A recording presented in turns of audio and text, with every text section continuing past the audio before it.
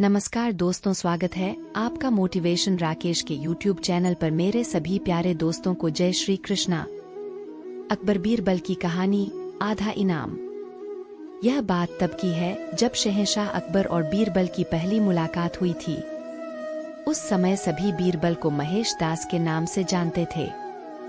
एक दिन शहंशाह अकबर बाजार में महेश दास की होशियार से खुश होकर उसे अपने दरबार में इनाम देने के लिए बुलाते हैं और निशानी के तौर पर अपनी अंगूठी देते हैं।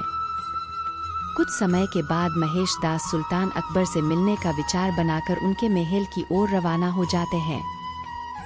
वहां पहुंचकर महेश दास देखते हैं कि महल के बाहर बहुत लंबी लाइन लगी हुई है और दरबान हर व्यक्ति से कुछ न कुछ लेकर ही उन्हें अंदर जाने दे रहा है। जब महेश दास का नंबर आया तो उसने कहा कि महाराज ने मुझे इनाम देने के लिए बुलाया है और उसने सुल्तान की अंगूठी दिखाई। दरबान के मन में लालच आ गया और उसने कहा कि मैं तुम्हें एक ही शर्त पर अंदर जाने दूंगा, अगर तुम मुझे इनाम में से आधा हिस्सा दो तो। दरबान की बात सुनकर महेश दास ने कुछ सोचा और उसकी बात मानकर महल में चले गए। दरबार में पहुंचकर वह अपना नंबर आने का इंतजार करने लगे।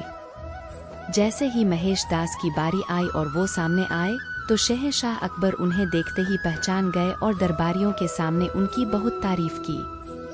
बादशाह अकबर ने कहा कि बोलो महेश दास, इनाम में क्या चाहिए। तक महेश दास ने कहा कि महाराज, मैं जो कुछ भी मांगूंगा क्या आप मुझे इनाम में देंगे। बादशाह अकबर ने कहा कि बिल्कुल, मांगो, क्या मांगते हो। तब महेश दास ने कहा कि महाराज, मुझे पीठ पर 100 कोड़े मारने का इनाम दें।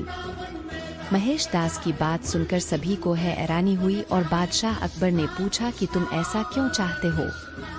तब महेश दास ने दरबान के साथ हुई पूरी घटना बताई और अंत में कहा कि मैंने वादा किया है कि इनाम का आधा हिस्सा मैं दरबान को दूंगा। तब अकबर ने गुस्से में आकर दरबान को 100 कोड़े लगवाए और महेश दास की होशियारी देखकर अपने दरबार में मुख्य सलाहकार के रूप में रख लिया। इसके बाद अकबर ने उनका नाम बदलकर महेश दास से बीरबल कर दिया। तब से लेकर आज तक अकबर और बीरबल के कई किस्से मशहूर हुए।